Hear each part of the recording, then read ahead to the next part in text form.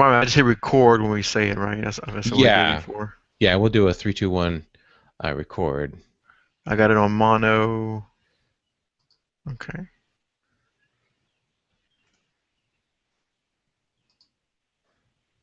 Close out my email so I'm not getting dinged. Silence my phone.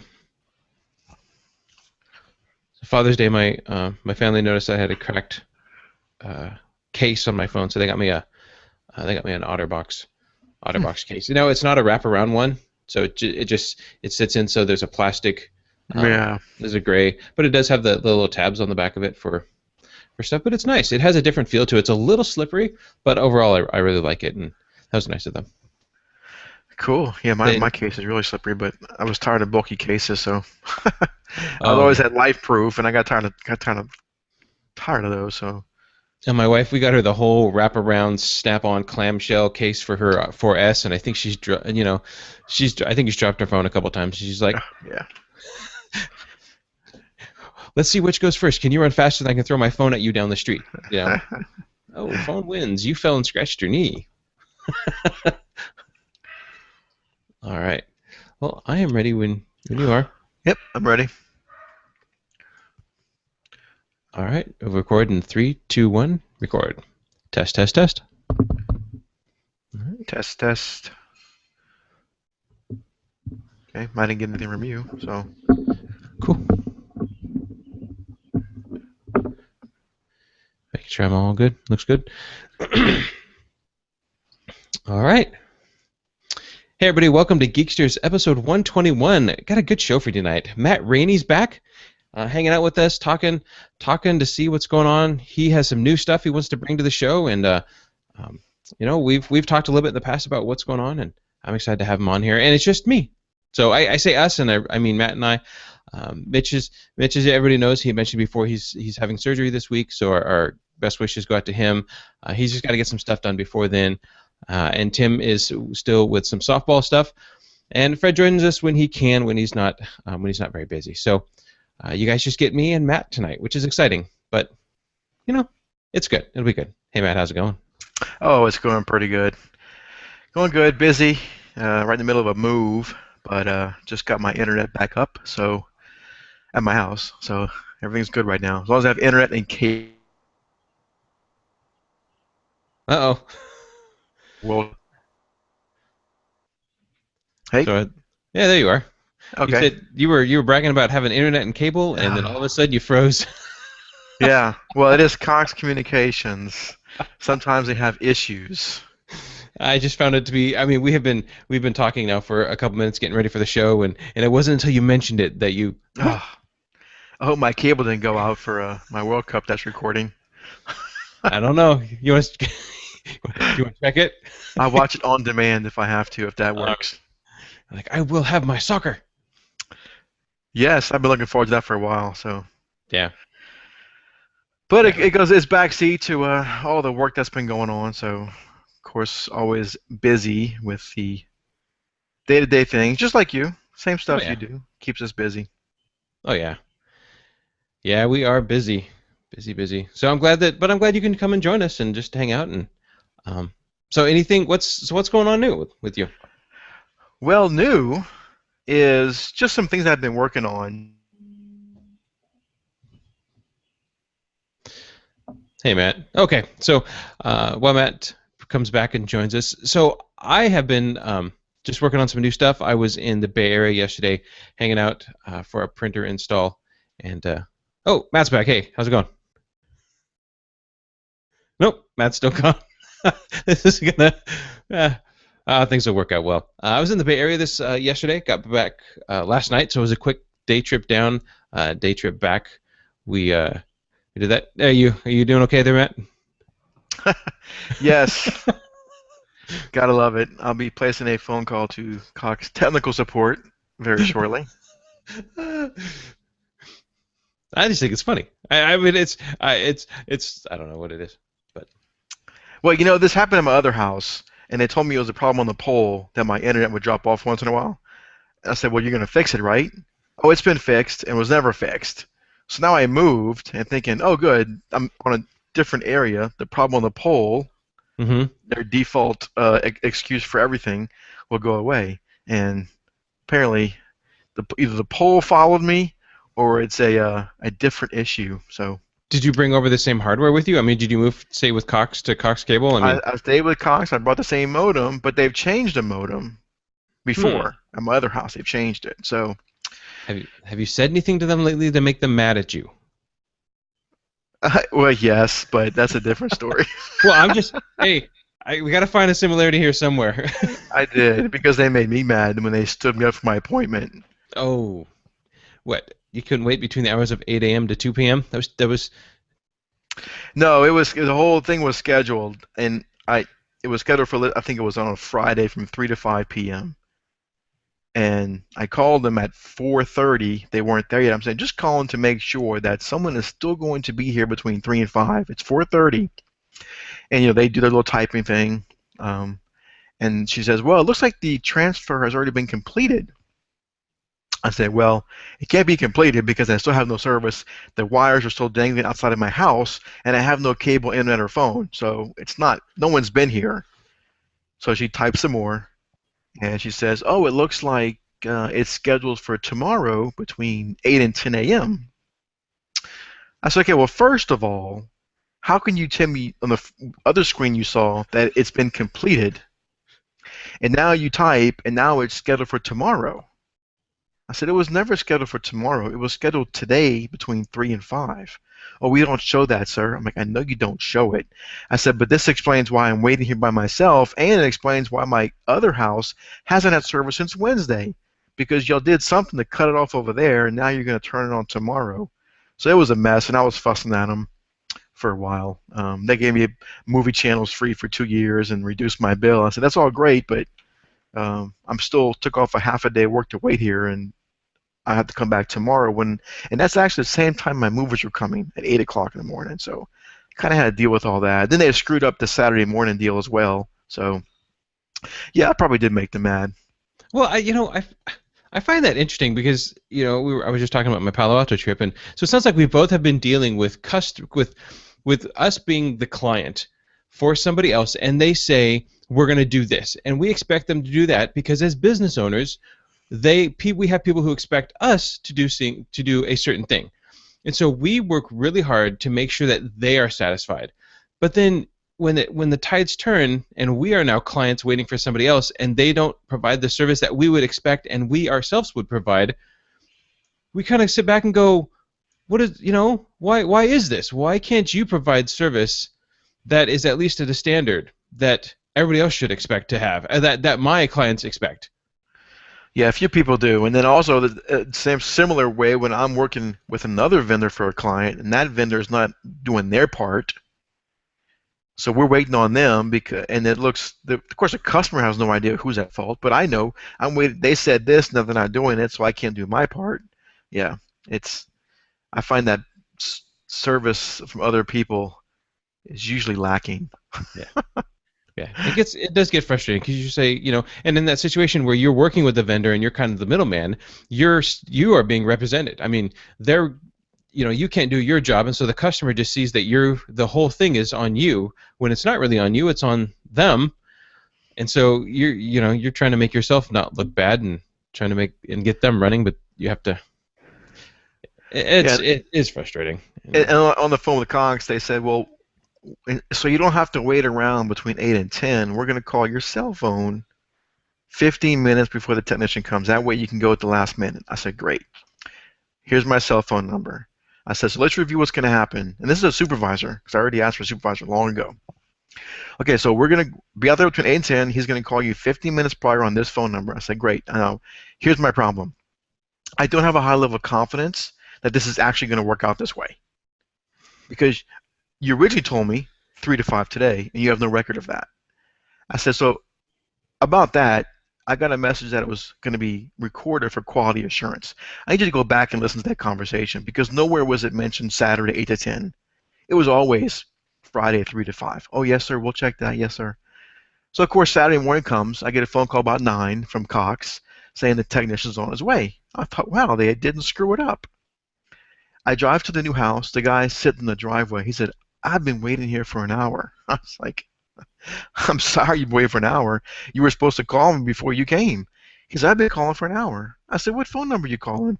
And I said, that's the wrong phone number.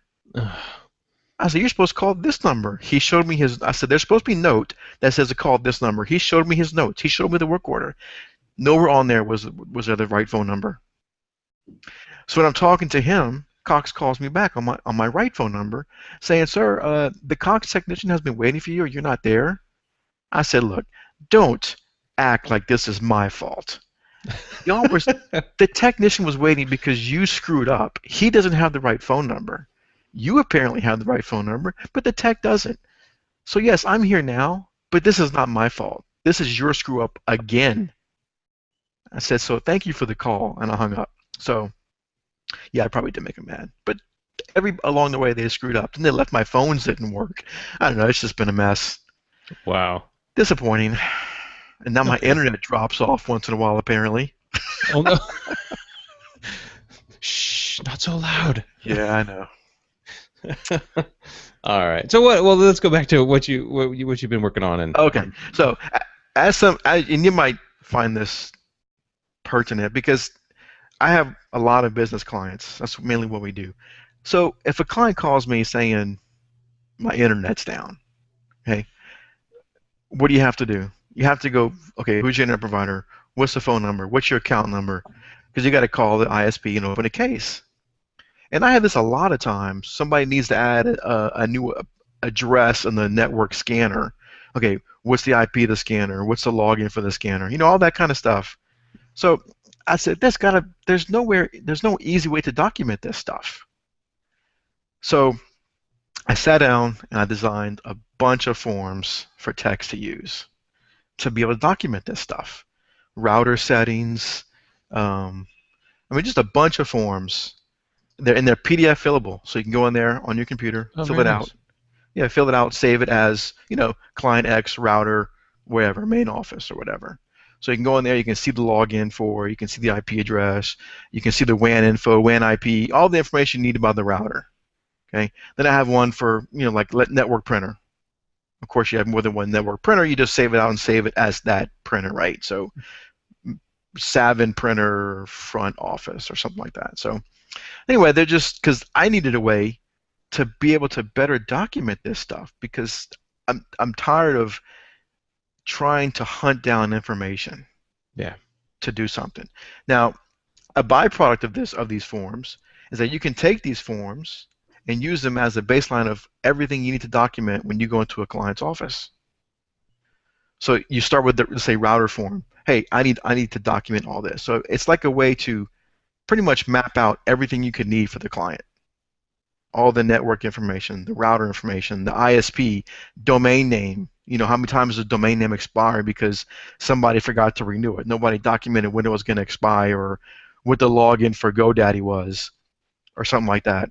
Right. So all these you can use for discovery to be able to document everything you could possibly need. And a lot of it's reminder stuff. So you might not remember to document who the DNS provider is or what the name registrar is for your domain name. And if the client doesn't know, this is a good way to get them there and document it. Because what happens when you ask the client, where's your domain name registered? What? I don't know.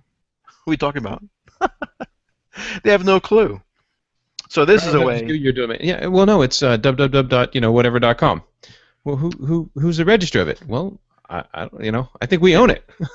Right. Who do you pay for it? I mean, it's not like a toaster you go buy and it's yours. I mean, you pay somebody for this. Somebody manages domain name for you. Right.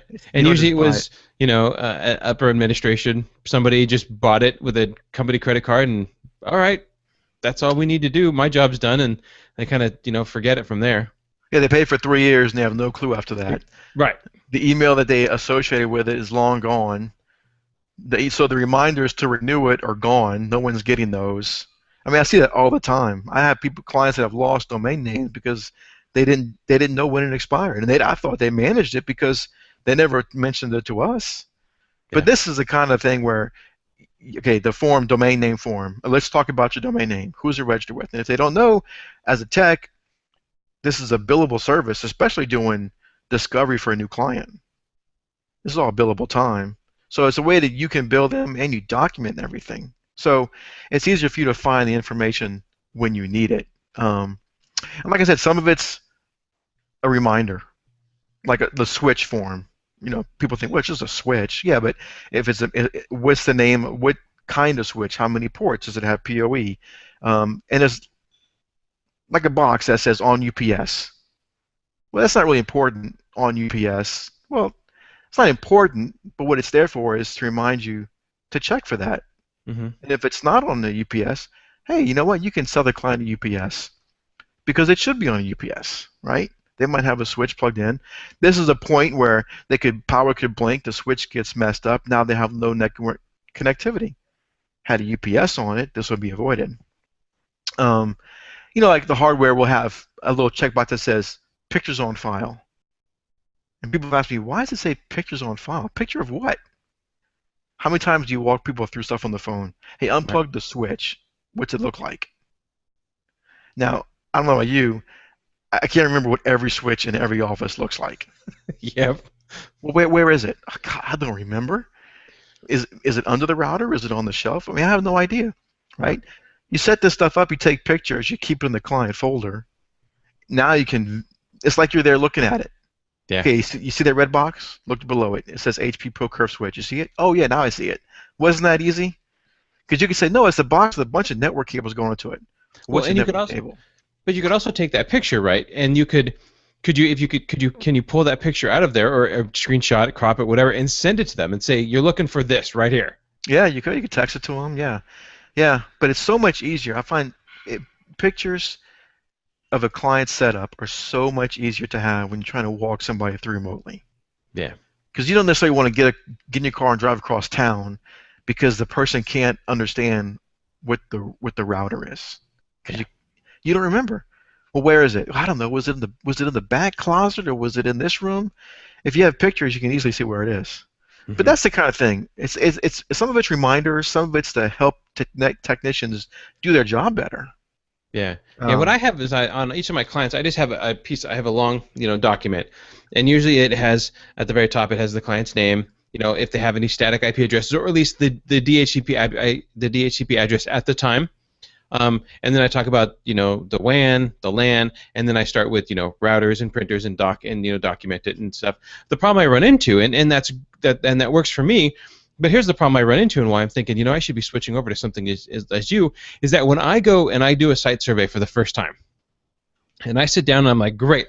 And I have to tell myself, okay, don't forget to write this down. Don't forget to write that down. Don't forget to write this down because inevitably I will forget one, two, five of those things that I come back, I start creating my document, I copy and paste from an old one, I start monitoring, messing with it and looking at it and changing things up, and I go, oh, I forgot, I don't even know what this is, and I forget, or I don't know what that is. Where your document, if you're going to have the document, you may not fill everything out, but at least it's reminders because you could take those documents and say, oh, that's right, I need this, and I need that, and I need this. And if you don't need it, skip it. But at least you have something there that reminds you to, you have something there to fill in the blank. yeah, like there's a form for wireless access points. You might be looking at the servers and forget all about the wireless access Hmm. points. Right. Oh yeah, you have wireless. Okay, let's look at those. What's the SSID? What's the password? What type of encryption? So they're there to, like I said, remind you definitely of what you need to fill out. And there's some like a line of business application form, important programs that the company is running. You might forget to ask them, what programs are you running? I'm running Peachtree. Do you have, so you can fill out a form for Peachtree. Here it's Peachtree version 2013. Here's the serial number. Here's a pertinent information how to install it. Here's where the data is for Peachtree. It's got a section like I think, is the data backed up or is it important? Where is it backed up? How is it backed up? Just how is it backed up? How is it restored? Because some programs have specialized backup and restore procedures inside the program, Right. not just backup exec. You can't store a flat file. Then we have a process to do that. So stuff like that. And I think there's like 17 forms or 18 forms that are there to remind you what to fill out or help you document it. Now the site is www.informedit.net. I was lucky that domain name was available. So short domain, informedit.net. Um, Now the forms are normally $40. I think I have them on sale for down to 30 right now. So it's like less than a dollar something a form. Um, I forgot. I couldn't type it in right, so it took me a while. Informed IT. Yeah, so it's informing IT. So it's a Yeah. form. It's like a play on words. I thought it was pretty clever. Of course, Yeah. I'm not a designer or anything. Um, Yeah, the site. So the site right now has your forms for is $30, and well, at least that's what it is. And there's a you have looks like you have a sale. yeah, they're $40 normally. I put them on sale for $30 for the first month, I think. So I think it's got a few weeks left on that. Yeah, it ends Um, the 20th of next month. 20. Oh, okay. Oh, good. So Okay. you got a while. Yeah, you Ah, got don't about a buy it month. right now. But yeah, Ah, yeah. jeez. Some of them I are wanted to like, do I wanted to do a month from when I actually started talking about it. So I don't think oh, I've ever mentioned. This is actually the first time I've ever mentioned in the forums to anyone. So oh, it's there on you go. Geeksters, the premiere. The premiere Geeksters hear it first. All right. So you got things like router, switch, wireless access point, NAS, ISP, domain, passwords. That's a great one to have because how many times you go, I don't know what the password is. Remote access overview, satellite office, physical server, and it says, and more to come as needed. So it sounds like maybe if I needed one for something, you could help build one, or Yeah, I can help. Now, I did all the ones that I have out as based on what I use. yeah. So there may be companies out there who need to document something over and over again, that things that I just didn't use. Um, so yeah, I mean, if I get requests saying, "Hey, what about this?" I can definitely add that. Now, if I get some request that I find is unique to one person, uh, I mean that we can talk about custom. I do custom forms too. So if someone has a custom form they want designed, I can work with them to create a custom form. Now, a custom form may not be in the pack because it may be, I might find it too Right. specific. I tried to make these generic enough to where they'll fit any network.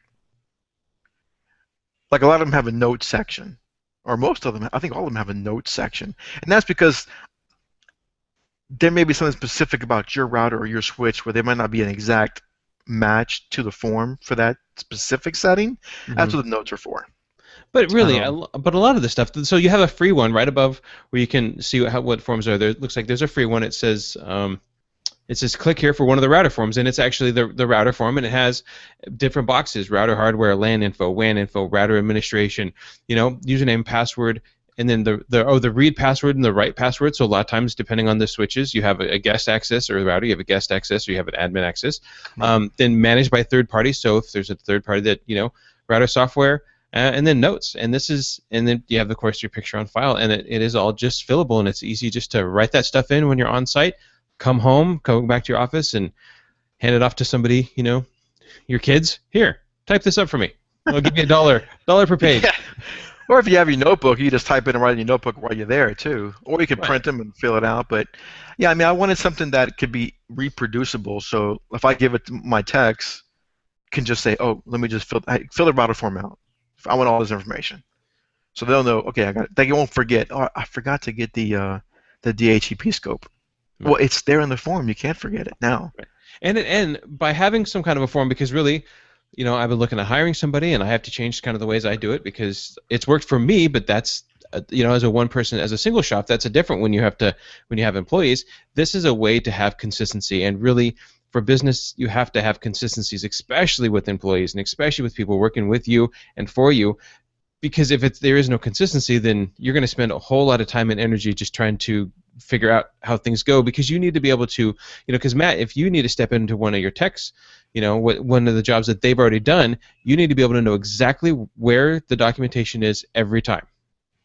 And that's exactly why this is done, because somebody will help set up an ISP for some satellite office somewhere for one of our clients, and they've worked with the ISP to get it going, and then they have a problem with the ISP, and I have to figure out who the ISP is for that office. If it's not documented, it's going to take me a lot longer to figure out who to call for that ISP. So it makes us look bad, one, because I don't know what's going on. Who do you have for an ISP? Well, y'all set it up. Well, yes, us as a company, but not me personally. Right. Oh, and yes, it's not documented. So who do you pay? Well, I don't know who I pay. Well, let's find the bills. You got to have a bill for an ISP. So it takes the process is a lot longer, and it doesn't make us look very organized if we have to ask them who's your ISP. Right. And so I found that you find a lot of things when you're filling these forms out. Upload and download speed. Hey, you're only on a 5 meg plan. You know that? Oh, I thought we had better than that. No, you're getting or they may be getting 5 megabyte download when you go to test, but yet you call the ISP to get this information. They're paying for 50. Right. Okay, well here's a mismatch. You're paying for 50. You're getting 5. Let's investigate that. So as you're actually going through and filling these out, you will find things that the client was not aware of, which makes you look good because now you can say, look what I found, and here we're going to take care of it and fix it. You didn't even know it was an issue. So I mean, I found the forums help me, and I'm hoping they help other techs because if you're not organized and if you're not informed about the network, you really can't support it that good. Informed. Informed IT, you really can't help that much, or you can help, but it's going to take a lot longer and you won't look as good. If your client calls you, hey, this is going on. What's the wireless access password? You can pull it up like that. You look a lot better. Oh, I Yeah. don't know. Let me remote into your network. Let me log into the access point. Let me find out. Oh, okay, here it is. There you go. That Right. takes a lot longer than just looking at your form. And let me tell you a byproduct of this, especially the pictures, is that you know how you left it. Mm-hmm. So when you took a picture of it and you're done, and port 1 on the switch was plugged into the port 2 on the router, and you're walking a client through that, no, it goes to port 4. It wasn't supposed to go to port 4. When I left it, it was plugged in port 2. So what happened? Yeah, we plugged that to test. Oh, okay. Yeah. I've Yeah. had that happen many times. Okay, Well, well, dude. it's not supposed to be in port 4. So because it's documented, I know it's changed. Right. So they're telling me we didn't change anything. Oh, but yet it's plugged in the wrong port. So somebody did something. Let's look back and look what changed. Oh, well, Jimmy was over here. Okay, let's get Jimmy back over here. So the pictures and documentation are lifesavers sometimes to help you figure out things. So check out the router form. If that's, I think, the form that would help the most. Everybody's got a router. Right. Home users, business users, everybody's got a router. I mean, that's the form I think everybody can use. So I made that one free just to check it out, see if there's something that they like. Um, Everybody wants to try before you buy, so give it a try, see if you like it.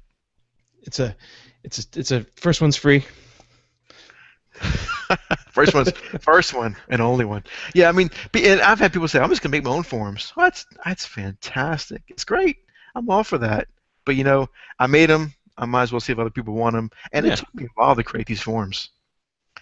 I guess if you want to sit down and make the forms and you have time for that, I would have bought the forms if somebody had them because it Yeah. took me hours and hours and hours. Well, and that's what, as techs, we do have a tendency to kind of go, this is mine over here, you can't have it because I spent a lot of time on it.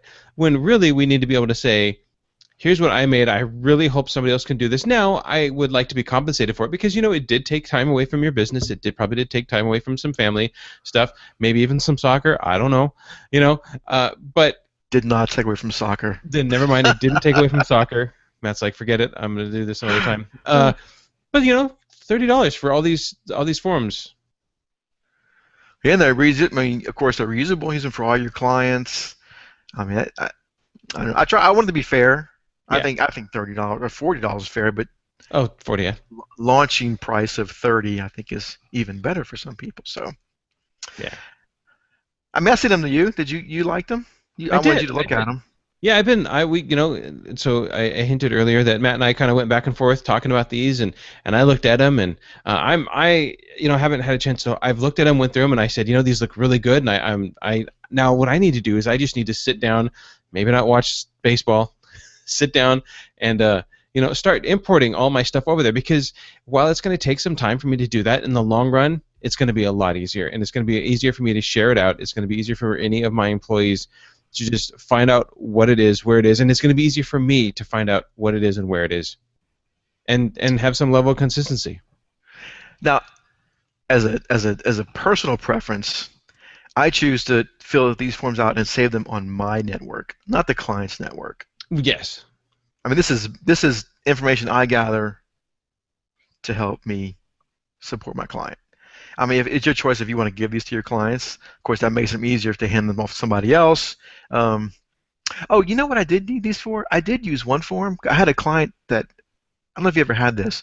They were trying to get certified, ISO certified, I think, and Okay. they had to have a disaster recovery plan. They asked me, "Can you write a disaster recovery plan?" I said, "Well, I've never written a disaster recovery plan before," but I actually use these to help me create them. Nice. You didn't just And give they them a were, zip drive? no, they You wanted go. all kind of documentation and forms, and I mean, they wanted all this. We want all the inventory. They wanted a bunch of stuff. So I filled these out and helped them, and they were like, "Oh, this is great. Thank you. That's what we're looking for." There you go. I mean, Perfect. I mean, they paid for it because they paid for my time to fill them out, but I did give them the information because they paid me for it. So, Yeah.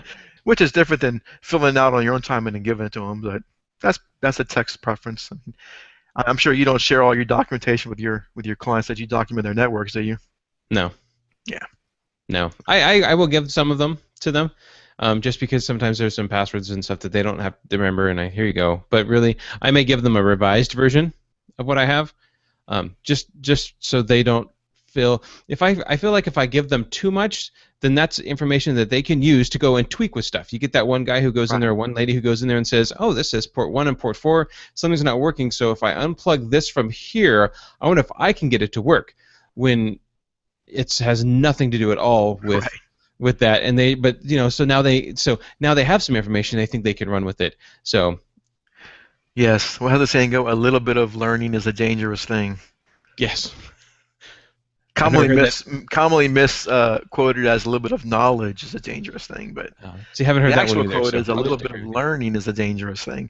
Yeah, I give all my clients. I make sure they have the administrator username and password for the server or for the domain and for the router.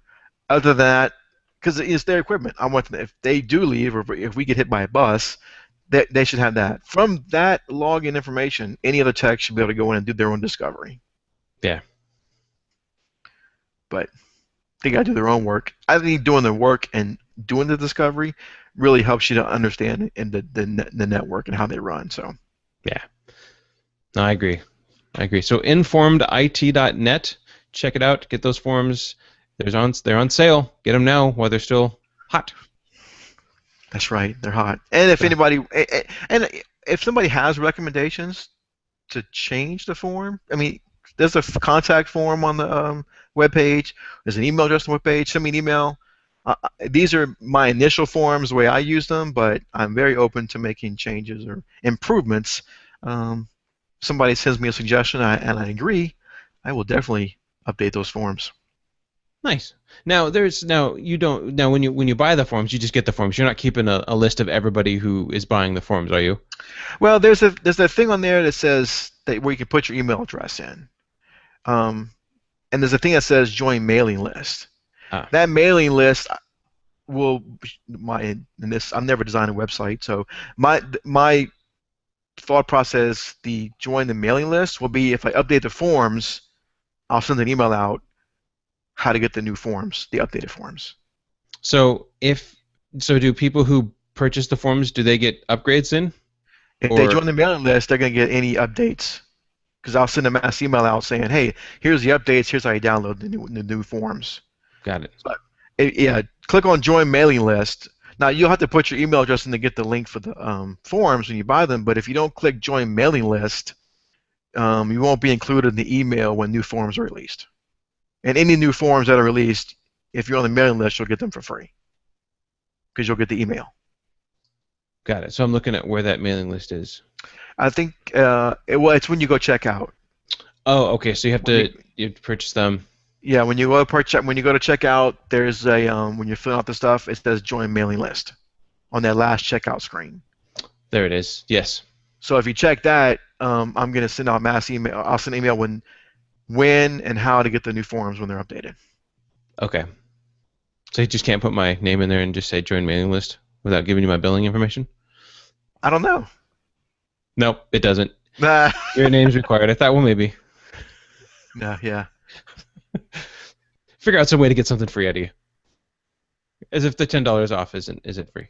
I want more. Give me an inch. I'll take a mile, Yeah. or sometimes two, depending on how greedy I am. No, that's cool. I'm gonna have to go ahead and start moving my stuff over that. It's gonna make it a whole lot easier to be able to just find the stuff, and when I go on site to fill out the forms, fill out what I need. That's a great idea. And you took something that you needed and wanted to share it with everybody else, and I think it's a win-win. So you were telling me about some stories you had. Oh yeah, yeah. So this last story, the Palo Alto. So what happened is one of my clients, they had these old kind of copier, scanner, faxer, printer. The ginormous like business one, stapler. Canon sells them. Everybody has. If you've been in a big environment, you've usually seen these kind of giant monsters of devices.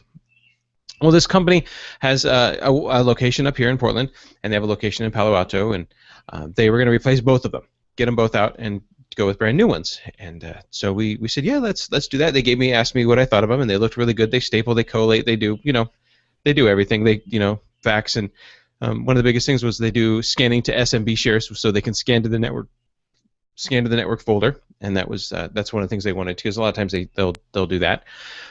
So we set up a date for the gentleman to come out, take a site survey. He looked at it and said, "All right, let's go ahead and work on some dates." And we gave him kind of some dates we could go with the Portland office, because the plan was to do an install in the Portland office, and then I would know how to do stuff, and then I would remotely help and set up the Palo Alto office. And I'm in Portland, Oregon, so Palo Alto's Southern Bay area. If I was to drive there, it would take me. Oh my gosh, it would probably take me about 12 hours to drive. Oh, wow. So it's about an hour and a half flight from here. And it does cost some money to go down, and so I didn't want to just frivolously spend company money if I can do things remotely. So we go ahead and we start getting stuff set up for when we're gonna scan or get the printer installed, and we signed on the dotted line, and then it all just kind of went downhill from there. We're going to schedule a time to come out and deploy this date. Well, no, that's not going to work for us because of these problems. And okay, what days do work? Well, these days work. Great, we'll schedule it this day. No, that's not one of the dates that we need to schedule. Okay, okay, then could you tell us again what day works? Sure. How about this day? Yes, that Friday works great. A couple days before then, are we scheduled to Friday? Because I don't remember, says the rep. We're like, yes, we're scheduled for Friday. I will be there. Please come. Okay. So then they show up, and the truck shows up, and we're like, great, yay, they're here to do it. And they come in, the tech comes in, and the mover guy and the tech comes in, and they're like, all right, here we go. And they do everything. We said, okay, so is the address book already put in there? Because we had all the address book and the scans and faxes. And he goes, I didn't know I was supposed to do that. Like it's on the work order that you're supposed to schedule this and do it. So he's like, well. Okay, so let's go ahead and we do this. So we get the Konica stuff, or not, it's a Kyocera is what we had. We're going to remove that one and put the Samsung. Well, the two databases don't talk to each other, so we had to do some kind of a converter to a CSV file. And then he's looking at 191 entries, and he says, well, I'm going to go do it over the weekend. Well, as all this was happening, and a couple of days before that, we were having some network issues down in the Bay Area. So they said, Martin, we're going to go ahead and we're going to send you down there. For that way, at least you can be down there, check out the network, check out what's going on, and also just be there for the scanner, for the printer install. Okay, so over the weekend he's doing that. Yesterday morning I catch a plane. I got to get up at 3. I'm at the airport at 4. Catch a 5 o'clock flight, or almost 6 o'clock flight. Fly down there, land. 9 o'clock rolls around and the phone rings. Okay, excellent. It's the people going to deliver the printer. They said, we'd like to schedule a time to come out and deliver the printer. He said, all right, we'll be here all day. Do you have an estimate, because our IT guy's got to fly it back to Portland? And he says, oh no, we're just calling to schedule a time, not to actually deliver it like we were supposed to. We're calling the reschedule. Right. And it was like, really? So the guy there says, no, you will come install this today. It has to be done. Our IT guy has flown down here to do this. And they said, well, we're going to have some issues because the truck that we normally deliver our stuff in is being used by the owner of the company to take his kid to school. See, I wouldn't have and won't be said that. available for 2 days. Yeah, I would have said our truck is not available, or Right. what. I wouldn't actually say that. That's not very professional. No, and so all I hear is the other guy say, "Then find one and rent it." So U-Haul, yes. yeah, yeah. Well, I don't know if we can. He says, "Then just I don't care if you have to push it here. Get it here." Well, okay, hold on. And then I hear him come back online, and they're like, "Okay, well, we're gonna bring it in the Suburban." So apparently they use somebody's personal vehicle to deliver this copier, and it comes apart, and so they were able to fit it in there. But so they show up. Now they can't take the old one away because they don't have a truck.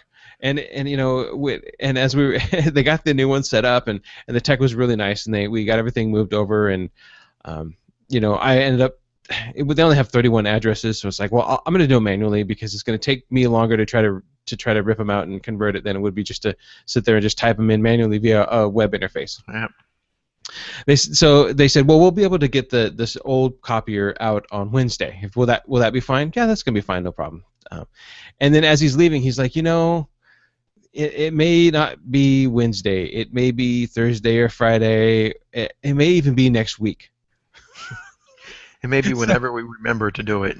right. So now they've got the new copier there taking up space. And this isn't a very big office. They've got the new copier there taking up space. They've got the old copier there taking up more space because this thing is huge. And so everybody's kind of shuffling around, and I'm in there with them, and we're all kind of dancing to try to be in the same spot together. And it all went in together, but it just felt like, it was one of those things where, you sign on the dotted line, and they're like, well, we have your money, we have your signature, we'll now just take our time. But see, that's the point where you stop talking to sales and started talking to service. Well, that'd be nice, except our service rep, yeah, he went on vacation. Yeah, see, the salespeople always have a can-do attitude. Yes, yes, yes, no problem, whatever. And once they sell it, they're done. Oh, no, they talk to these guys, Right. and those guys aren't as can-do as the sales guys. You know, so there's Yeah. always a disconnect between the salespeople and the actual people who are going to do the work. Right. So we got the stuff put in. That I came in today to visit them. So my flight was really, I flew down at 6 o'clock yesterday morning, and I flew back at 7 o'clock last night. I made it for a long day. I showed up there this morning about 9 o'clock to talk to them, and they said, well, we have the address book in. The gentleman, the IT guy, their tech guy was over yesterday, and he said, I have everything put in, but it's just not right. A lot of times in this Samsung, you can create a profile, and under the profile, you can have the name, the fax, the SMB information, and everything, the email address, and so you just have a profile for a user, and then depending on what you choose on the printer, it either pulls the SMB information or the fax information or the email information. And so what happens now is we have, user 1 fax, user 2 email, user user 2 SMB, and so we have 3 different lines, 3 different basically profiles for one person. And it just looks messy because he really didn't spend time, and the guy even admitted, he says, I didn't have a whole lot of time to do all this correctly, so I did it, but, so, so I didn't work on it over the weekend because I was told, because he told me face to face that he's going to go ahead and do this. And now the weekend rolls around and it's Tuesday and it's working, but it's not perfect. So that's what I'm going to be working on tonight, is taking all of that data and compiling it and making it into, into one, re-importing it back in, overwriting everything else. But it's just, Now, at these locations, are there servers here doing DHCP? Is there a network? both have networks. One has a server doing DHCP and the other one is just a standalone, so they're just on a work group. I have found that all the copier, network printer, scanner companies that I deal with, Mm-hmm. they are very confused when the network has a server. They just draw a blank. Yeah. Most of the calls I get like this are, yeah, they're here delivering a new network printer and they need help right now. Okay. I was just taking a nap anyway, I guess, during the day. I can stop what I'm doing and help you. I've You been know, I've got nothing else to do. I'm so glad you called. I was really, really bored. I mean, I love it that they don't think that they need to call us, that they're getting a replacement network scanner copier. They call us, he's here now. Okay, I can I can do it now. There's no problem. It'll just be the priority rate. Wait, the what? Yeah, the priority rate. What's that? The I want help right now rate? Right. Why do I have It's to kind pay of like the that? weekend wait. It's kind of like the weekend rate, but just a little Yeah, bit more. right. Why have to pay that? I said, because you're calling me for service now. Obviously, this was planned. I mean, you didn't just order this network scanner printer 5 minutes ago, did you? I mean, no, this was planned. I said, so now I have other jobs that have to be put back. I'm going to bump you to the front. That's what the priority rate is.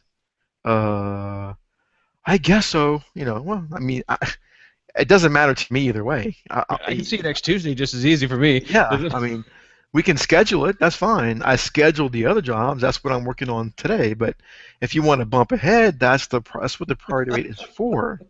It's priority. So a lot of them complain about that. But I said next time, if you're getting a new network scanner or copier or anything that attaches to the network, you might want to call us and see if we need to be involved. Because normally we do need to be involved. And I have found that these network scanner printer techs, they just don't understand networks. They say, well, we're not network technicians. Okay, then you shouldn't be selling a network scanner and copier. Yeah. Sell one that plugs into the back of a computer. Because if you're doing a network scanner copier, you have to understand networking. But they don't. None of them do, at least the ones I've always dealt with. And it's Yeah. not just one company. And where I live, there's like 4, 5, 6 companies that do this. And they all have the same problem. They say, we're not network technicians. Right. Okay. Well, then There. you need to tell your customer to have a network technician available when you're coming. Right. And this guy knew what he was talking about, so I felt that was nice that he did that. And then we actually have a big company up here called Pacific Office Automation, and they used to do just selling and leasing of the copier scanner stuff, but now they have actually moved into IT support. So you will actually get a guy who knows okay, I need the IP address, the gateway, the DHCP, the DNS. I need to know what's the domain name, what's the do you have a username and password to join this to the domain? Like what's the SMTP information so I can email out? And so he will. What's nice is he will ask for things like that if you get that company to come out and do that. Yeah. But What we what get happens with is that? Oh, go ahead. I'm sorry. what we get is, oh yeah, I gave us a static IP address. Now I'm getting IP conflicts. Well, who Right. gave you a static IP address to use? Well, I just picked one. Oh, okay. Yeah. Yeah, I just picked one. That's good. Um, and I tell them, no, we want to put it on a DHCP reservation because I don't like static. I'd rather do a reservation so I can see in the server who it's reserved to. Oh, we don't like doing that. Okay, why? Let's discuss it. Why don't you like doing that? Because we always have, they say, oh, we always want the same IP address. Okay, well, you will. That's what the reservation's for. But no, we want it static. Well, it's static because you'll always get this reservation. You'll always get the same one. They don't understand what a DHCP reservation is. They just pick one, Right. and they want to know why it's not working. Well, because you took one that was in the scope and somebody else is using it. That's why it's not working. Right. You actually pointed to the same IP address as my Exchange server, so now you've really created a whole lot of big mess. And I just want to thank you for that because I really needed somebody to get mad at today, and you win. And I can tell before they call us that the technician is telling the customer, "Oh, their network is messed up. I don't know what happened." And so they call us thinking that we messed up. No, you gave it. Who gave you this IP address? So I have to tell the client, no, they gave it the wrong IP address because they didn't ask which one to use. They just picked a number out of their head and that's what they use. I mean, that's the problem. Right. And of course, the customer's like, well, who do I believe? I'm like, I don't care who you believe. I mean, this is what needs to happen to have it done correctly.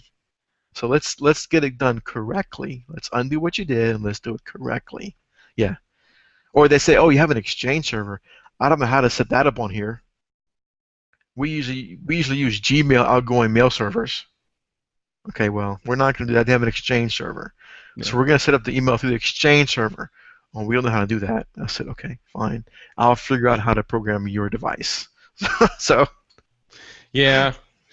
Oh yeah. I learned a lot yesterday because I was I was down there and got a chance to just kind of play with it and tweak with it and mess with it, and I was like, oh, I know how to do a lot of this stuff because they give training to the end users, and the end users know how to scan, how to fax, how to make copies, how to double side, how to staple, how to they don't right. have they don't I don't want to know how to staple. I don't need to know how to staple.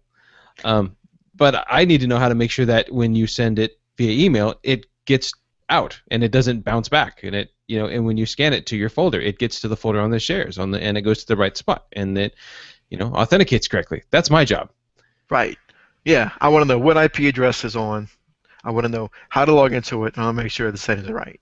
Right. That's all. I don't know. Yeah, that's the same thing with programs. When I install a program, I don't need to know how to use SolidWorks. I don't need to know how to use AutoCAD. I No. just know how to install it, how it's licensed, and where the data is. That's all. I don't need to know anything else. If the program opens, I'm done. Yep. I'm not going to train you on how to do a drawing. I'm not going to train you on how to do your accounting. I can install it, and I can make sure the data is backed up. That's my job. I mean, because we can't be expected to learn every software package, or how to do the inner workings or technical of every copier and printer. We don't do that. At least I don't Right. do that. No, I've been trying, but I haven't been doing very well. So I don't I- even I'm I'm bother. I'm I've been still trying to do AutoCAD 101. No, I'm joking. Yeah. I tell them, we don't do training, application training. I mean, if you need to learn how to use AutoCAD, I'm sure AutoCAD has resources on how to get you trained to use their product. Yeah. But it's not me. Nope. Yeah. Not me either. Not me Well, they'll either. buy some specific software package for their line of business, veterinary clinic. Well, how do I do that? Yeah, you know what? I'm not a vet. I don't use the veterinary software. I can't Right. help you. I And mean, speaking that's of a vet, this happened to me just last week. I moved a database from a Windows XP machine to a Windows 7 machine. I worked with their techs. We moved the database.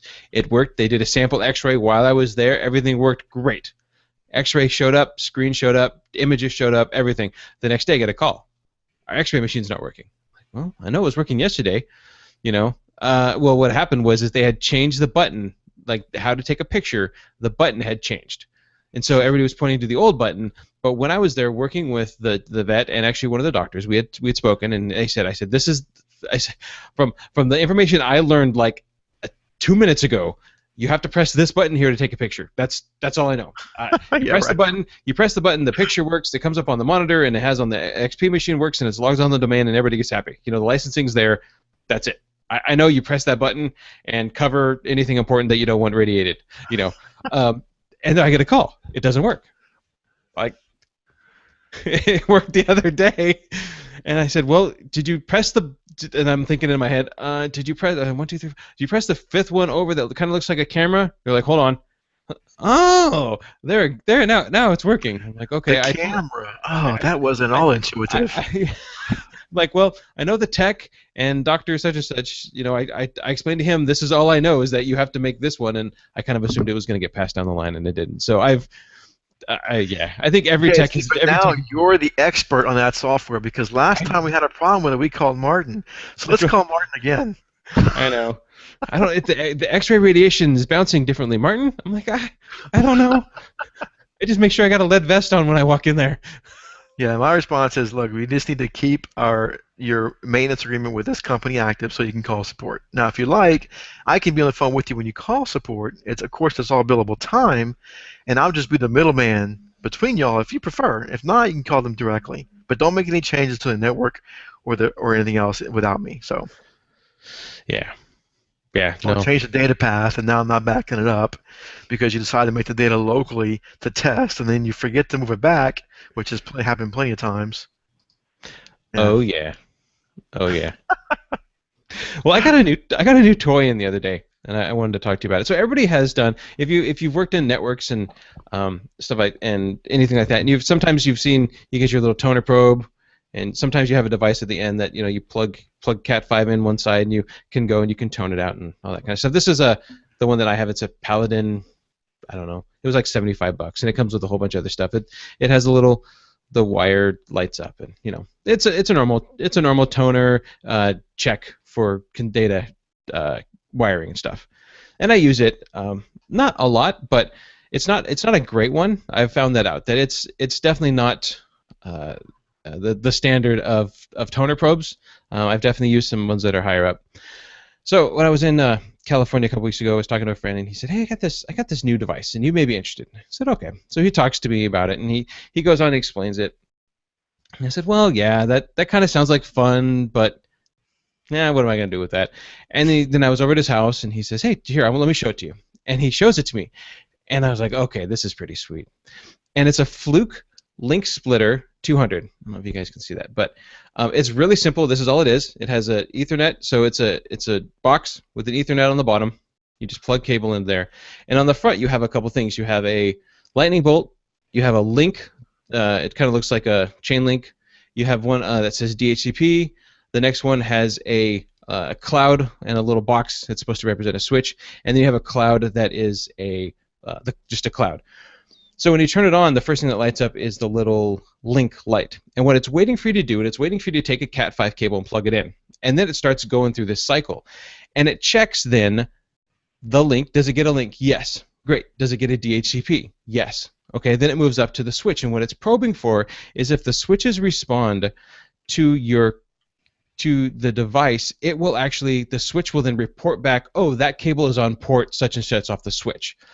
The switches that I tested out were unmanaged, so it didn't reply back. But I'm assuming on high-end managed ones, right, Matt, that they should Right. reply back and tell you, oh, that's on port 26. Right. Yeah. And then the next one up is the little cloud. And what that does is that actually pings out, and by default it pings Google. Once this is all said and done, you get an email. You have to go to LinkSplitter and you sign up for your account, and you get an email with all of this information in it. Tells you how many retries it did, where it went, what the latency was, what cables, and everything. So it's pretty cool in that aspect. Now, I think, well, that's kind of cool, but what if you're at a site and the network is down, right? And that's why you have to something, you're toning out something because there's a problem somewhere. Well, you hit the button one more time, and I know people in the audio can't see it, but what happens is there's a blue light that turns on top of it. It itself then becomes a wireless access point. So then you take your phone and you match it to this access point, and I think by default is 172.16.99. You run it, you run the same test in that, and now this is an access point, and it sends all the information to your phone. Can it get the link? What switch? What port? And stuff like that. So that's cool. So it'll test if you have a cable coming somewhere. It just tests. It's testing to see if it's got connectivity. Does it have DHCP? Does it have connectivity? Right. Right.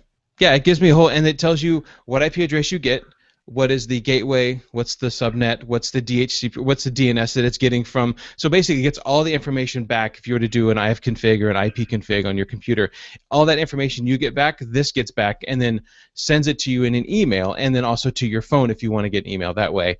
But it sends it to you in an email right away. You can get it, and then you can save it, and you can export all this data out as a CSV file or a PDF.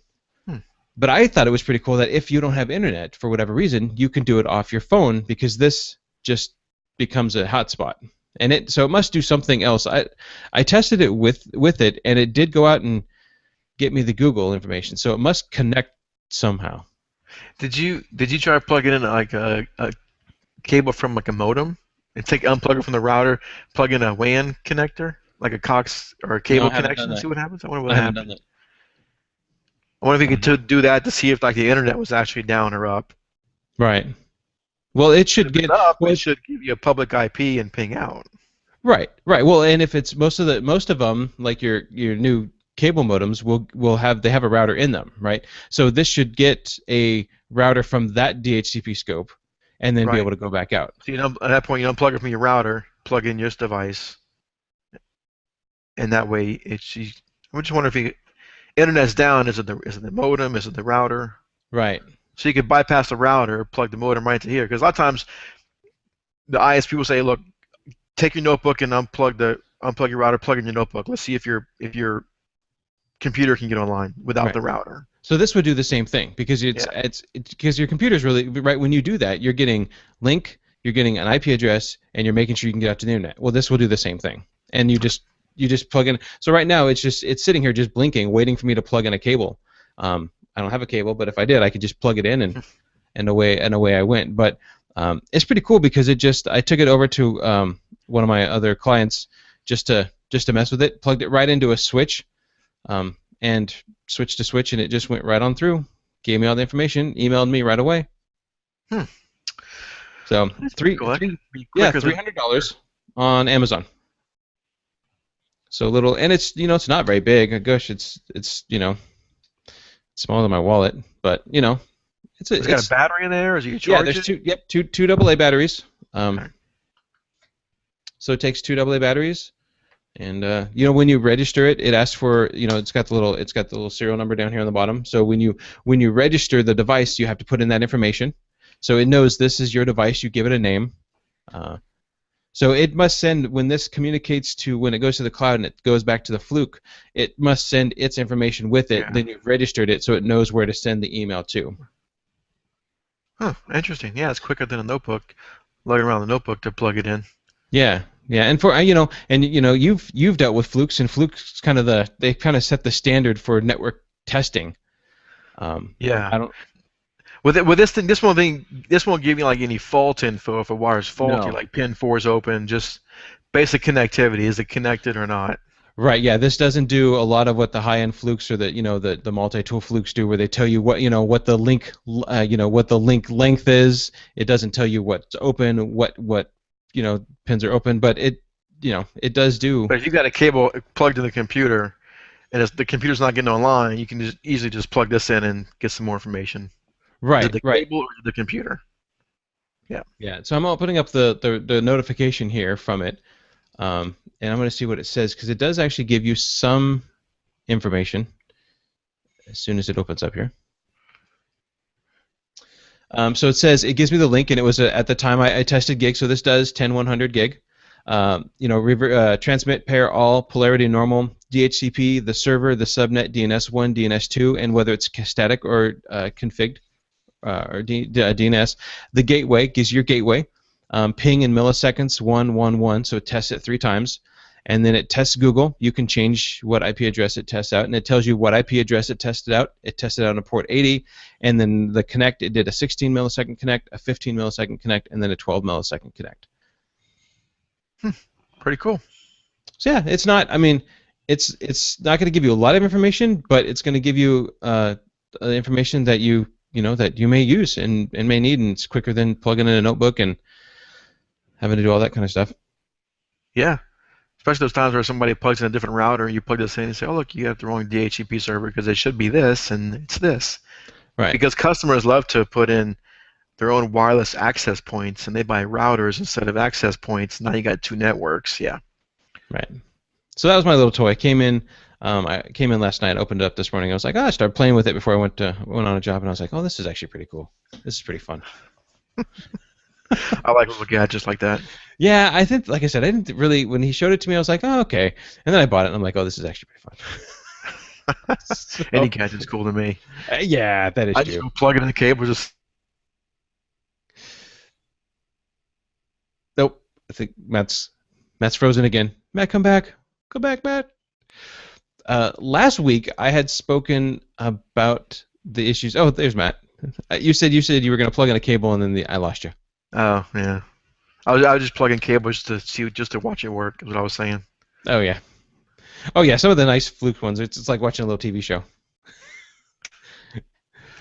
So last week I had mentioned I had a client who has Windows XP, and they were really reluctant to move to Windows 7. And so Al Reed in the Google Plus had sent me a link, mentioned about an application called DOSBox. And Matt, I think you had said that you had used this before. I have used it before. Yep. And so is it an emulator or? Yep. Okay. Yep. So there's people who say no, you can't run Windows 7 because the DOS program won't run right on Windows 7. You can run it inside DOSBox, so it's an application in an application, basically an emulator.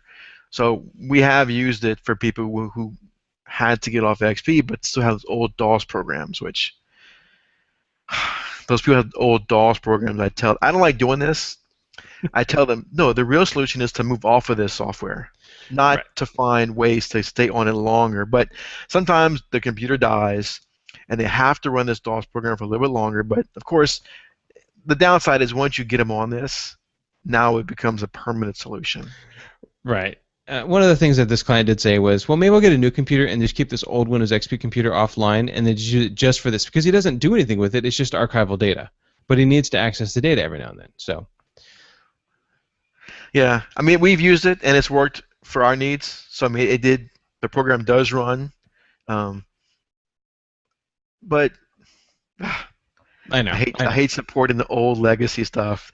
They just need to They just need to move on. But if you Yeah. need it, it is a good program. Right. And they do have a wiki. It's dosbox.com/wiki, and it looks like there's, it tells you how to play games and how to do stuff with it, mounting CD-ROMs and stuff like that. So that's kind of cool. Looks like you can have a whole lot of fun with this if you want to kick it old school. Yeah, old. Old school. So you had said that you're already on Cox Communication, right? Yes. I have Comcast, and we had spoken about this. We, as in Geeksters, had spoken about this a couple months ago.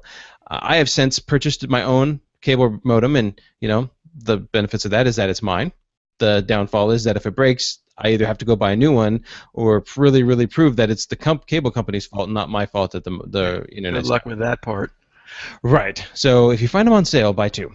Anyways, but the other bonus is that Comcast cannot turn on my home wireless router and make an Xfinity hotspot. So like I said, we had talked about this a while ago. It sounds like it's coming to fruition. Comcast is turning on in a public wireless hotspot inside of your own home router, so other Xfinity customers can have the pleasure of going wherever they want to and jumping on your hotspot, your cable modem, and using your internet to surf whatever they want to surf. Oh, Now, that's terrible. one side of the coin, they own the device. They can do what they want to it. The other side of the coin is, I rent the device. Get off my network. Yeah, I mean, it's I, kind of like theft of service. I'm paying for the service, not everybody else. I don't want to use Xfinity and over here. I mean, I'm paying for my bandwidth. right. I'm not paying for other people to use my bandwidth. Well, and then what are the legal ramifications if somebody comes on there and does something, Yeah, we detected child porn on this IP address. No, it wasn't me. It was this guest network. I mean, how do they Right. differentiate that? Right. I don't know. I don't know. Is there But some kind of logging or? I wish I knew. So I bought my own one. I don't have a Comcast cable modem anymore. But in the show notes, I'll have a link for where you can do it. You just go to turn it off. Go into your Comcast account at customer.comcast.com, preferences, and there's a couple. It's only like 4 steps, but you can go in there and you can actually disable it. You can push the button to disable Xfinity Wi-Fi home hotspot. So I would. At one time, it was you were supposed to just call them and say, "Don't turn it on." Chances are that probably fell on deaf ears. So you know what? Do it in your thing. Now I don't know if they do a big sweep and they turn around and turn everybody's back on after a certain amount of time. Yeah, Um, they'll turn it off, wait a day or two, because then you've tested it. Oh, okay, it's not showing up, and they kick it back on. right. Like if you tried it when cable modems first came out, you would make a tweak to it to get unlimited bandwidth, and they would send back the firmware down at night to recap Yeah, it. And, firmware resets it. so I Default don't. on. So I wonder if they're gonna just every 6 months turn everybody back on again, and then you have to go back and through and do this again. I don't know. I guess we'll Oh, wait and see what happens. But you want that off forever? I yeah, thought just for a little while. yeah. I'm sorry. My bad. Yeah, forever, They please. change their terms of service, and they send the email to an account nobody ever monitors. And they say, oh, we notified you through an email. That's right. Hey, the Comcast guy's been sitting in your driveway for an hour. Wants to turn your hotspot back on. I just got the notice he was on his way.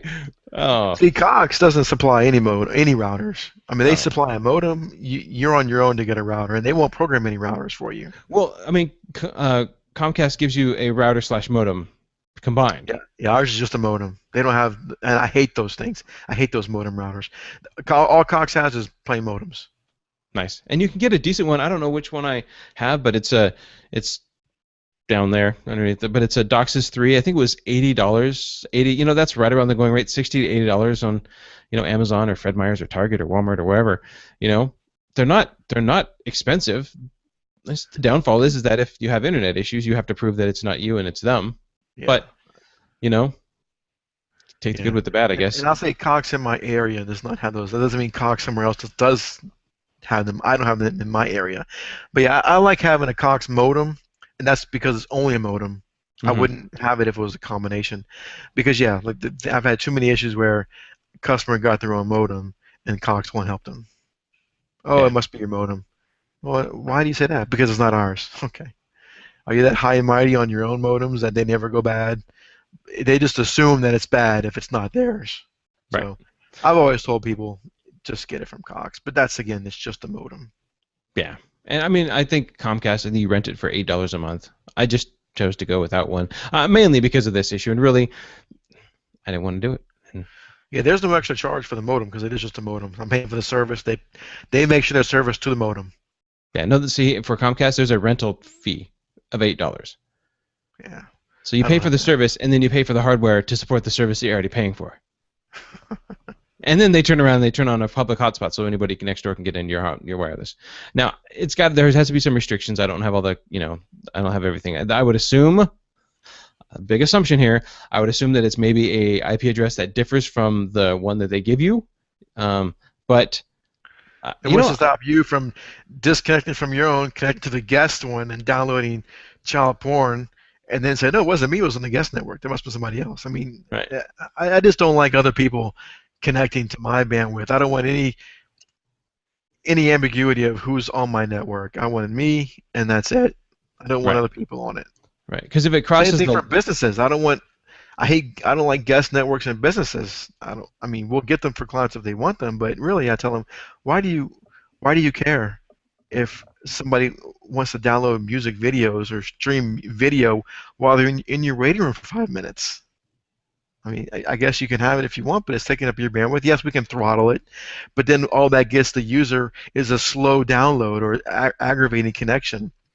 So if you throttle it to protect your own bandwidth, you're really providing a bad experience for your customer who you're trying to provide a good service to. I don't know. It just Yeah. I mean, we have a public and a guest one at a school. So that way, when they have baseball games or basketball, but not baseball, but basketball games in house, there's a place for the parents to come in and sit down. Now they get port 80, port 443, and I think that's it. They can't, they're not there. They don't, or they may get 25 and 110 or 110, so they can get email down. They can't send email out. They can do basic web browsing, but then we're also behind, using the paid Open DNS, so they can't. The last thing I want is somebody to come in, sit down, get on the free guest wireless, and then do something out of a school. So yeah, in a school, if it's for basketball games, baseball games, those are going to be after hours anyway. Nobody's on the network of the school. right, right, and I've had businesses where they were complaining that their internet was too slow, and I said, well, that's because your guest. I watched the traffic. I said, your guest network's taking up too much bandwidth. I said, I can throttle it. So then we throttled it. Then they had complaints from customers waiting that their video was choppy. It's like, well, what do you want? You got 40 people in your waiting room, all of them trying to download video. Do you want to have them have the bandwidth, or do you want the bandwidth? I mean, they didn't want to increase their bandwidth. They didn't want to pay more. that's right. No, They I wanted to want keep more, their but I don't want to same pay for it three. anymore. Yeah, they want to keep their same 3 meg plan. I said, well, I mean, you've got to make some decisions. If you're going to keep the 3 meg plan, you can't have this. My bonded DSL just isn't working. So, yeah, they don't understand. Well, I have internet. Yes, you have internet, but But you have internet because that's all you will pay for. yeah, I mean, We don't have internet. yeah. And those kind of discussions with the client are pretty fun. I mean, you can't drive 300 miles an hour because you have a tricycle. That's right. If you want to go that fast, get a sports car that will go that fast. You can't download this much video on your connection. You just can't. So, I mean, they were all streaming. This particular kind was really bad because it was such an evident. When I killed it, the bandwidth went up complete. I mean, it was evident. The people in the waiting room were all doing stuff. The employees were all streaming music and videos. I mean, I showed them. I killed the guest network, and their videos increased. I killed the video on the main side. I can show them. It's an even correlation. Yeah. I mean, if they're taking it, you can't. And I can throttle it, but then they actually got complaints about how they couldn't stream Netflix in the waiting room. Right. I was like, this is your decision. Do you want them to do that or not? It is funny how we go through life, and everybody knows. I mean, it's a simple thing that we learn in math really young. You can't have, if you take one from one side, you're going to have the other. You can see it in saltwater and freshwater. You can see it in tides. It happens all over the place. But yet, when it comes to internet, it's just no, magically it just adds on. It's just wireless, right? It just gets it, and it just adds more on there. And you're like, no, it's the same. You can't take, if you take from this side, you give to this side, and you can't. Yeah. And they said, what do you recommend? I said, I recommend you getting a better internet connection. No, what else do you recommend? Kill the wireless net. Kill the guest network. We yeah, can't do that. Okay. Well, yeah. none of my recommendations you're gonna like. So let's But just it just gets worse from there. I can keep going if you want, but yeah. We don't want to spend any money, but we want everybody to stream whatever they want without any problems. Well, I would like that too. exactly. Let me I sign like up for that that. waiting list. Yeah. I have the same issue at home. Yeah. But yeah, that's the fun of these clients sometimes is listening to their ideas. Right. And I just like the whole. I have this notebook or this tablet or whatever, and it's wireless. So how come I can't get internet? Where are you at? I'm in the middle of a parking lot somewhere. Well, because you have to be connected to something, but it's wireless. Well, no, but you have to. You see You where have this to is connect going. to something, right? Right. No, Yeah, but I bought it I tell them wireless. there's something that's sending out a signal. If there's nothing sending out a signal, you won't receive anything. So in the parking lot, no one is sending out a signal. No one is providing access to the parking lot. Well, how can I fix it? Well, you can go with the cellular plan. Yeah, I don't go want to go with the inside, cellular plan. go to Target, go if you're in Target, go to the customer service desk and just tell them that you need to be able to access their Wi-Fi out in their parking lot, and just work with them on that. Oh my goodness. I don't know where I had that conversation. It was something along those lines of basically just add more because it's just the internet. I'm like I can't. I can't. I think it was after a long day, and I remember just kind of shaking my head and kind of explaining the best I could and saying, "I'll talk to you tomorrow." I I'm holding it in right now. Yeah. Whew. At the end of a long day, sometimes you gotta hold your tongue, I've found. Yeah, and Yeah. I've been working so many long hours that yesterday it was interesting that this business trip I actually felt very refreshed. And what it was is because, you do it, I do it, I think all of us do it, is that we multitask so much that we're just stretched so very thin on a whole bunch of different objects that when you get a chance to just do one thing and you do it and that's what you're doing for the day, you kind of go, oh, I feel like I've been productive. I feel like I've gotten something done. It feels great. I'm not tired. Yeah, and that was Yeah, what it's yesterday rare when I was. get to work on one thing at a time. That's Right. very rare. Right. I was even though I flew down, had a great time meeting, we went out to lunch. I got to work on one client and handle that one client's issues, and it was a lot of little things, but it was one client. And then I came home. I was like, oh, I'm tired because I only got about 3 hours of sleep the night before, but I was like, I feel good. I had a good day. Yeah, see, when I work, I'm usually at the office doing all the remote work. And I think I've said this before. And I send all the texts out. So the texts get to go here, then here, then here, then here. But I'm working on 3 or 4 or 5 different things at once on my 3 monitor system. So I've got this going, this going, this going. I've got log me and rescue going with 3 connections. I mean, I'm working on a lot of things at once. So sometimes it happens to where I have to go on site somewhere. And I'm like, oh, I gotta go on site. I mean, it's so annoying, you know. But when I go, I'm like, oh, this is so nice. I'm working on this person's Yep. connection, and that's it. Like today, I had to go scope out. A client wanted to add a network cable, expand their network. So I had to go on site and look how we're going to run the network cable to the new part of the building. And that's all it was. But it was nice for that half an hour just to go do that one thing. Right. I'm on a monotask, and it's great. Yeah, yeah. Now, when I look at my billing for the day, I'm not as happy. But Well, yes, but oh, only billed 6 hours today, as opposed to well, I was able to bill 11, 12 hours today. You know, that's yeah. But that happens. You need your sanity sometimes. yeah, that's true. That's true. Speaking of sanity, I've been fighting a computer that has had it had a rootkit, and it was messed up, just completely messed up, and so I ended up having to reload it this weekend, and when I reloaded, I think it was Friday, Saturday. Yeah, it was Friday or Saturday. Reloaded it and took it back, but it had a rootkit on it, and I was able to clean it with JRT and all this other kind of stuff. But the problem is that this person serves Facebook, and which is not inherently not bad, except for the fact that what happens is Facebook needs Flash and Java and stuff like that to run, and then those become vulnerabilities because everybody knows that. And if you've listened to any kind of security podcast, you know that Flash and Java and they're all just they're just a big pile of Swiss cheese. Well, Malwarebytes last week came out with their anti-exploit, and and it does things for Java and stuff like that, and it just runs. And they have a 3 version tier system. So they have the free home one, and it just handles things like Java and I think Shockwave and stuff. Then they have a home premium one, which is all of that plus PDF, Office, media players, and then it says it also allows people to create custom shields. And then there's a business one, which the business one looks like it's the same as the premium, except it has a central command, central console, which is great for that. And I'll have a link in the show notes for that, but it's the new Malwarebytes anti-exploit. I went ahead and threw it on my VM just to see what it would do, and I was pretty impressed by it. It doesn't do anything. And what I mean by it's not, we think of Malwarebytes and we think of the scanner. This was the first question you asked me. What does it do? Do you have to scan something? And it just kind of runs in the task tray, and then it blocks stuff. And there's a video on their website that they show somebody going to a link and then getting the it's not the crypto locker but the crypto something, and it encrypted all their data. And they showed they used a program, and I can't remember what it was now, but they used a program where they could see the links, what it was doing. It wasn't Wireshark or anything. It was a very simple network scanning.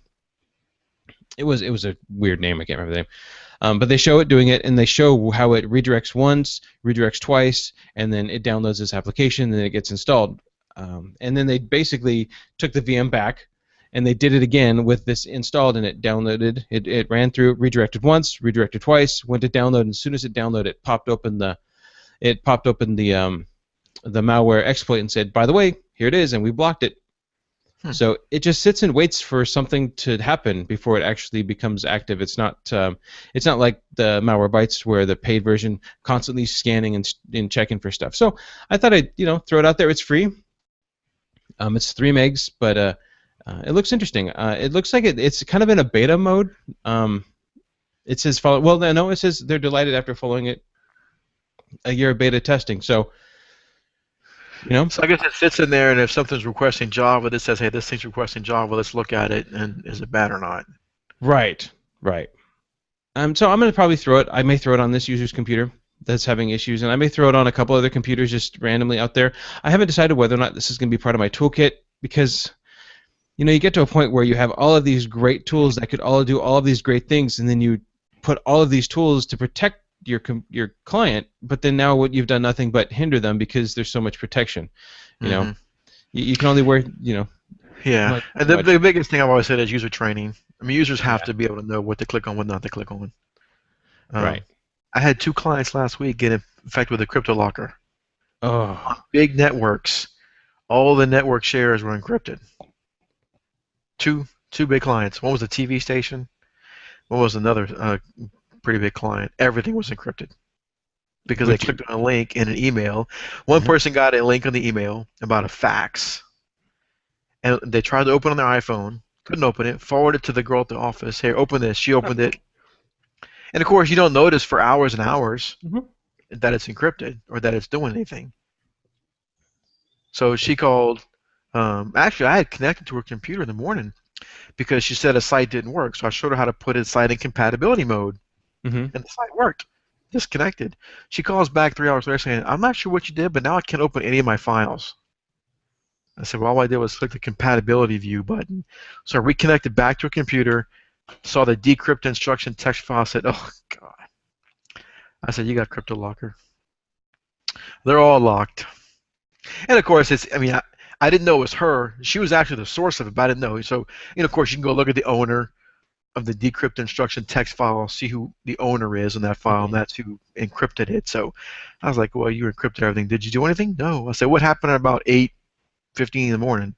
Was there an email? No. Oh, it's just a fax email. Okay. What fax email? And she told me a story. I said, that was a virus. I said, that's what did it.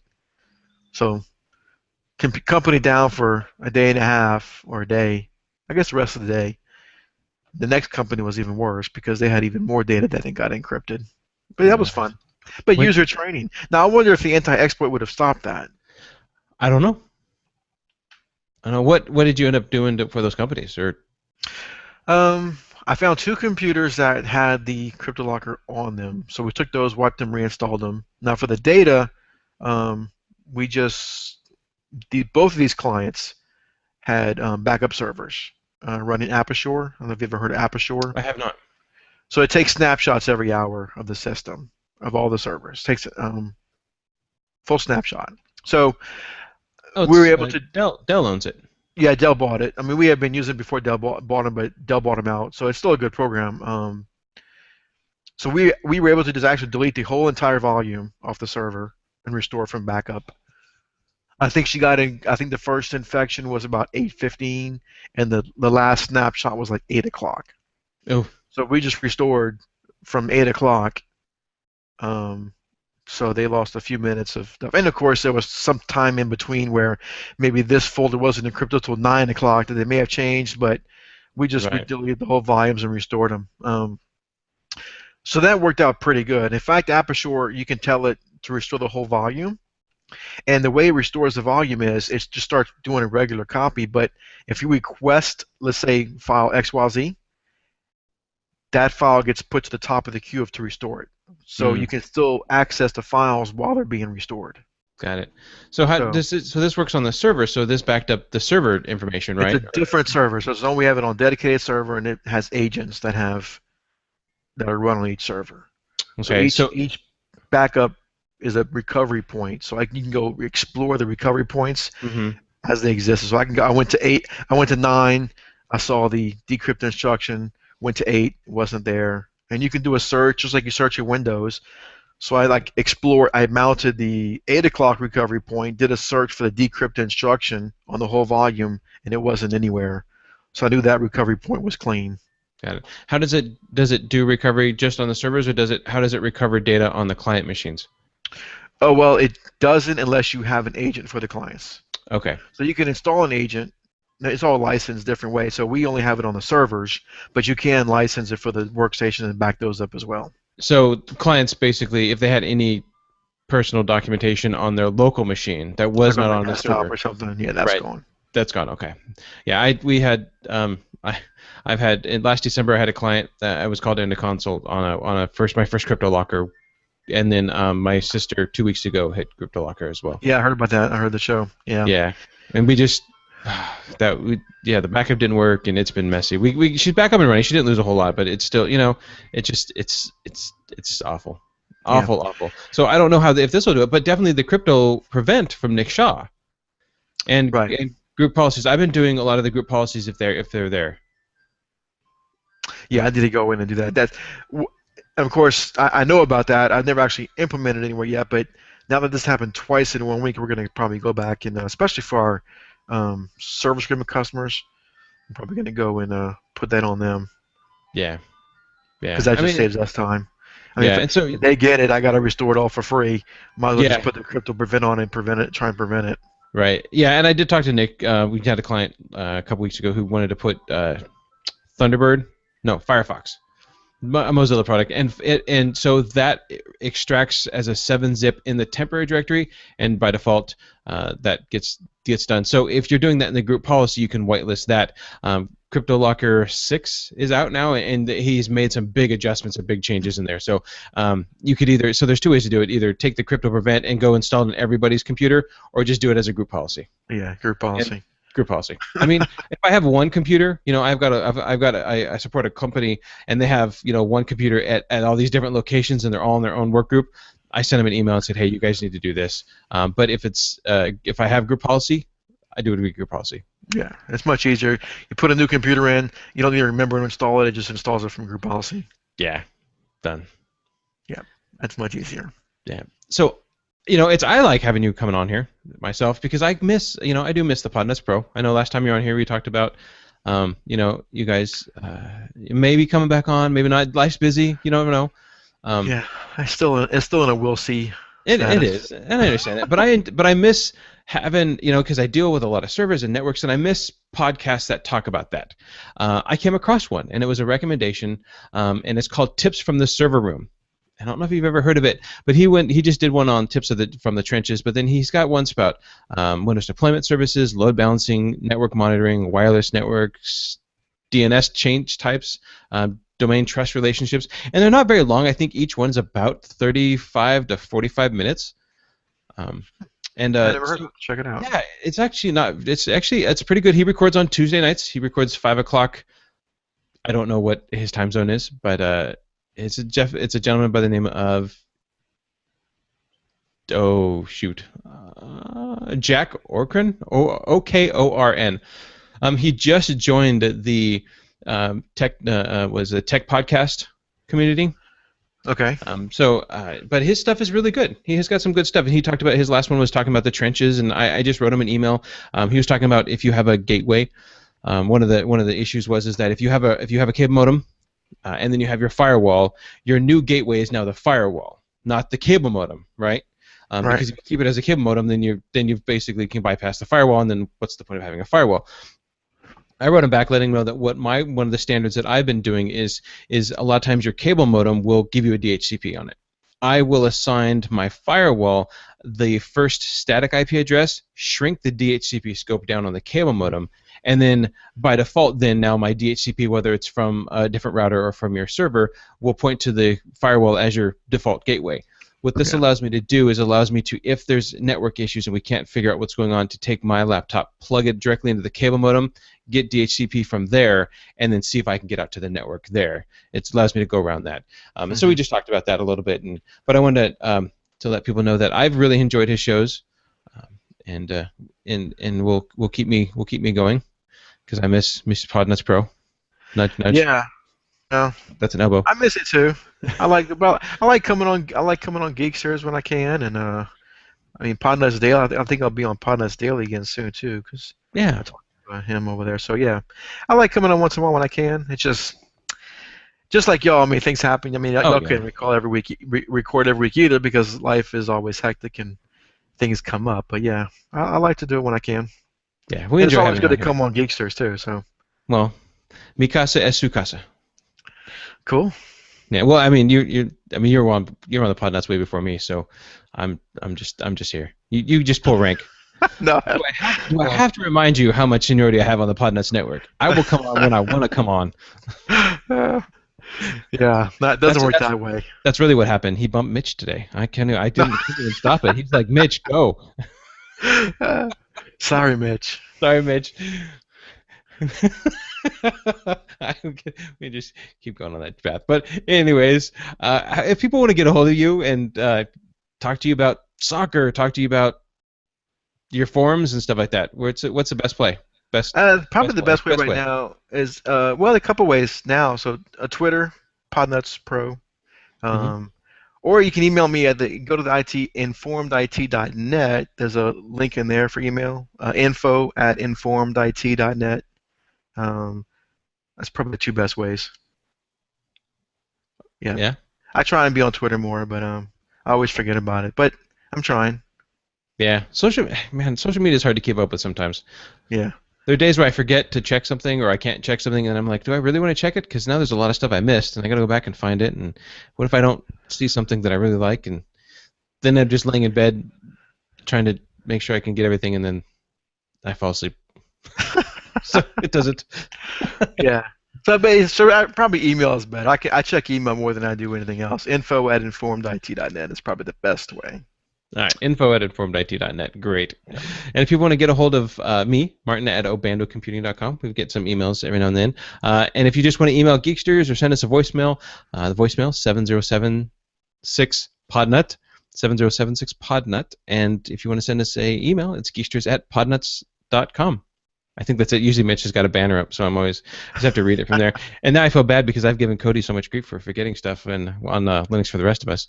And now I'm like, oh man, if I forget, I'm going to hear about it. Yeah. Cody, if you're listening to this, I scored. I got it. 7076 Podnut. Well, guys, thanks for coming out tonight and joining us and listening to us. And I think next week we have Lisa Henderson. Uh-oh. From Call That Girl. It's Sorry, Lisa. From Call That Girl, she's going to come on and tell us what's going on with her. And just keep chugging along. So thanks, everybody, for coming out and have a great, great week. And we can stop. Boop. Stop. Oh, my gosh. All right. So what I do now, I do file, save, Project as? Yeah, well, well, if you save it as, it'll do a just an AUP. And Okay. that way, in case something happens, we have something to go back on. Okay, so file save as AEP. All right. And then when we'll export it. I'll save it as a Um, Geeksters 121. 121, yeah. And that won't take very long. Yep, that's done. And then you do file export. Export. And that's an OGG Vorbis file. Yeah, an OGG Vorbis file, and then under options, It's a funny name. yeah, under options, choose quality of 8. 8. Oh, it's 8 by default. Yeah, if we do, I think if you haven't done anything before it keeps it, and then you don't have to worry about the meta tag data. But yeah, if you haven't done anything since the last time we spoke, it will keep that one. Okay, do you know what OGG Vorbis is? I mean, I just have to ask. It's an OGG file. I think it's either less or more compressed than an MP3. So, but it's not as uncompressed as a WAV file. I'm guessing that's named after somebody. I hope not. Poor person Google. named OGG. Let's see. Come here, OGG. Okay, OGG is a free open container format maintained by the something format. It's xiph.org foundation. The creators of the OGG format state that it is unrestricted by software patents and is designed to provide an efficient streaming and manipulation of high quality digital multimedia. That's what I thought. Yeah, I don't think I had to read that, but you know. That goes without saying. Yes, it does. I don't know. That's what I got from Wikipedia. So, I don't know. Well, cool. It's saving. I got like 13 text messages from my wife saying, "Are you almost done yet? Are you almost done yet?" I got a couple phone calls. So do I upload this the same place, same time? I think I have an email still from last time I uploaded this. Is that still valid? Was it Doors FTP or was it my FTP? I think it was yours. Oh, I can set it back up then.